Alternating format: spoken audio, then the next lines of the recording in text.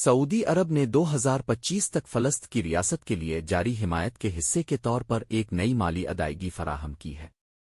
یہ رقم تقریباً $30 ملین کی ہے۔ یہ امداد فلسطینی وزیر خزانہ عمر بطر کو موصول ہوئی۔ امداد کی فراہمی عمان میں سعودی سفارت خانے میں وزیر بطر اور آرڈن میں سعودی سفارت خانے کے قائم مقام چارج ڈی افیئرز محمد بن حسن منس کے درمیان ملاقات کے دوران کی گئی۔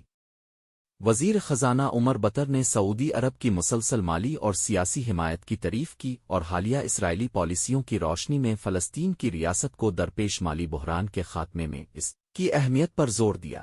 اپنی طرف سے منس نے وضاحت کی کہ یہ فراہمی فلسطینی حکومت کی حمایت کرنے اور اسے اپنی مالی ذمہ داریوں کو پورا کرنے کے قابل بنانے کے لیے مملکت کے عزم کے دائرے میں آتی ہے۔ انہوں نے فلسطینی عوام کی استقامت کو تقویت دینے اور معاشی اور انسانی چیلنجوں کا سامنا کرتے ہوئے ان کے مصائب کو دور کرنے میں اس امداد کو اہم قرار دیا۔